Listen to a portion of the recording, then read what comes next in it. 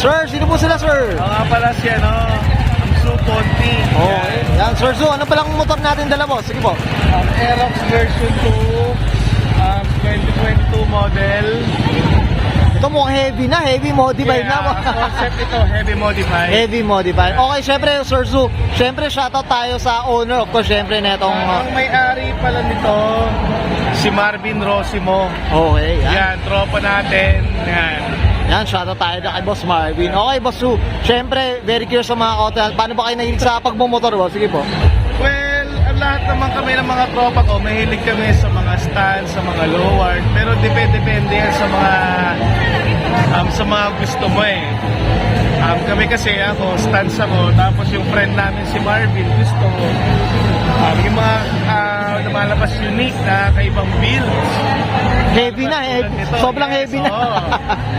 So pag sinabi mo heavy modified, ang usapan yan, iba na eh. Talagang ang daming conversion na gagawin. Dami na, oo. Kumbaga yung stock niyan, palabas mag-iiba na eh. Wala nang stock, Sir Zu. Wala nang stock talaga. Siguro ang stock na lang yan.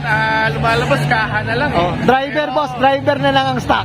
Oo, driver na lang yung Driver na lang stock, driver na lang. Pero kung mapapansin nyo dito sa motor kung lumalabas, ipapakita sa inyo, kahit heavy modification siya, makikita nyo pa rin yung original ng Aerox na yun. Na Aerox pa rin. Na mapapansin mo na parang, uy, wow. Iba to makikilala mong Aerox pa rin. Kasi marami ng mga lumalabas sa heavy mods, lumalabas, nawawala na yung detalye ng original na ano eh. Na motor, boss. No? Ito, kahit naman, makikita ninyo na nandun pa rin yung original niyang unit model, pero lumalabas modification siya.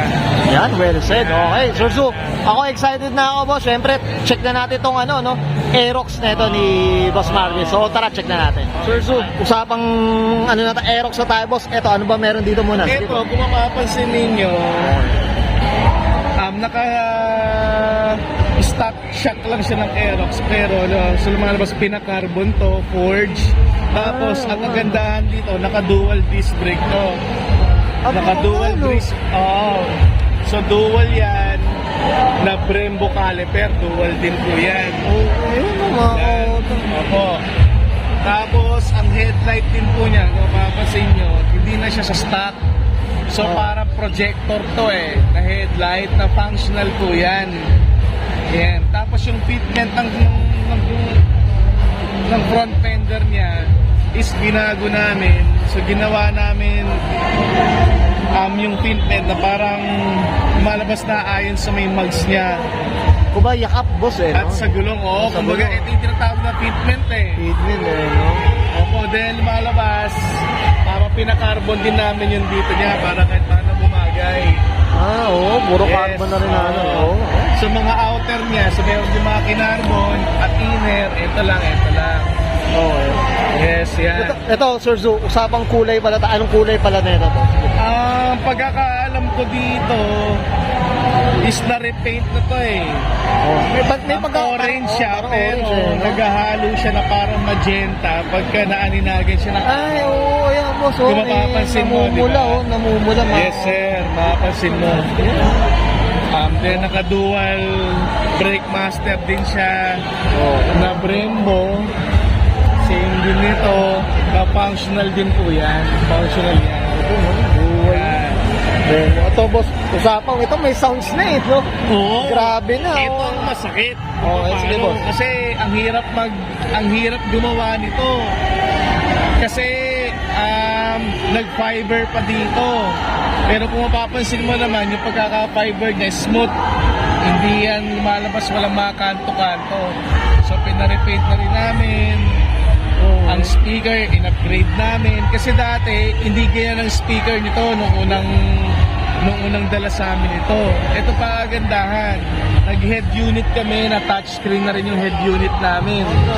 Yes. Equalizer, tama ba? Yes, kompleto na po yan, sir. Ultimo hanggang seat yan. Oo, ayan, flex lang natin yan. Yan. Yan na po yan.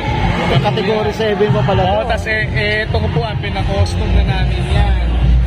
Na para kung sakali sa mga show, malinis siya tignan. Yes, sir, yes, sir. Yan po. Yan, kumuhaan. Okay. Then tapos dito, naman sa rear, naka-BBS kami na mags, kung mapapansin ninyo. Itong Ito pang BBS, kotse na to. yes sir, pang kotse, ang masakit dito, palabas, hindi ka na makakabili ng isang piraso eh. Oo, Ano no? magbebenta nun eh. Binili talaga nung may-ari, 4. Hindi mo na ginamit yung app, yung ano, yung auto, no? Ito muna. So, kailangan 4 para lang sirain sa isang piraso. Siyempre, may mga conversion din dito na ginawa. Yan, pero kahit paano na na-fit naman ng maayos. Oo, no? Tapos nag-bracket dito. Yan, tapos nagpalit kami ng radiator na 2 rows Okay.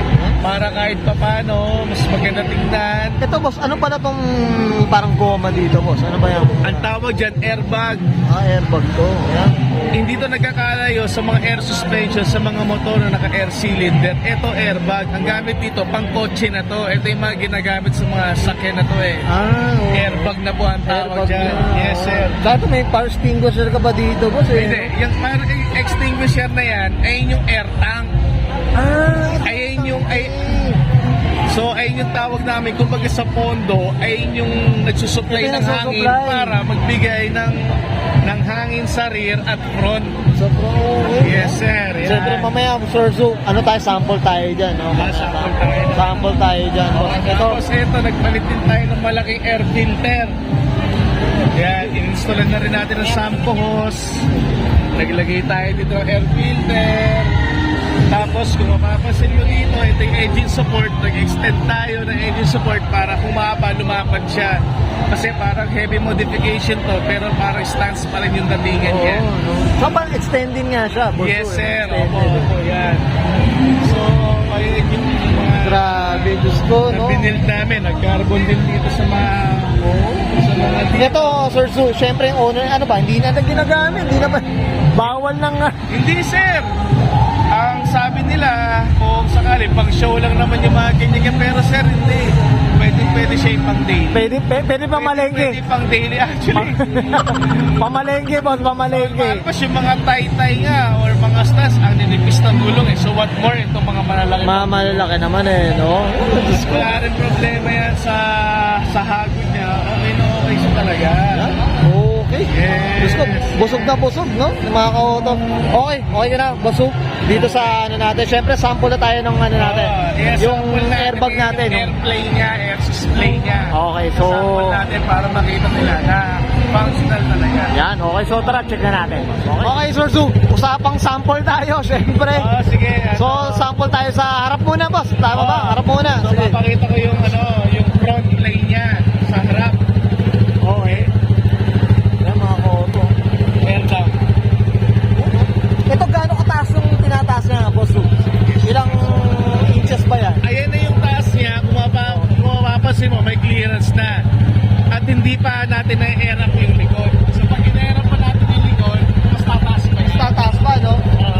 So, dun tayo sa likod naman, Sa boss. likod naman. Sa likod tayo. Okay, yun, no? Sa likod, meron na yan. Yung sa may likod Ayan, natin. yan ang gumagana. Yes, yun yung airbag natin tinatawag, sir. Ito, boss, hindi naman delikado. Nabubutas, mga ganun. Ay, hindi, sir. Kaya sobrang tigas yan. Kahit yan, tusukin mo ng screwdriver yan, hindi yan mabubutas basta-basta, sir. Mas matibay pa yan sa salbabida, kung mga sinasabi nila. Airgun. Sa airgun, medyo may delay lang ng konti, pero abnormal yun sa mga naka-airgun. Ayan. Air up. Grabe. Laking gastos, Sir Zu. Oo, sir, malaki. Kasi yung may-ari nito, malalim din ng bulsa nito. Malalim din ng bulsa.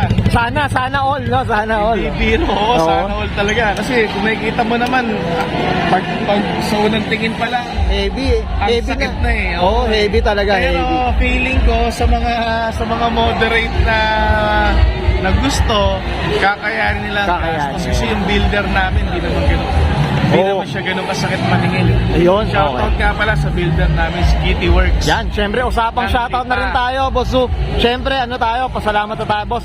Sige po, go, shoutout po tayo. Salamat sa Kitty Works, sa builder namin, sa Lobats, Lipa, sa Sudasit, Japan, Ano pa ba? Sa lahat ng mga Stance community at yung mga sumusuporta. Maraming salamat. At shoutout din sa tropa namin na kung sakaling new vlogger. Oh, Si Jester. Yan, supportan natin yung mga vlogger na ganyan. Okay, boss, okay na po? Siyempre, shoutout tayo sa owner pala tayo, boss. So, sa owner, siyempre. Shoutout kay Marvin, kay Boss Marvin Rosimo. Okay. Yan. Kung sakaling magkaka-oras kayo, kung sakali, bisitahin niyo yung DT Cafe niya. Yan. Wait ka. Yan, At saka may mga ano din siya, nagano din siya ng mga husky ng mga breed. Okay. Ang tawag is DT Kennel. Yan, well said. Okay na, boss Zoo.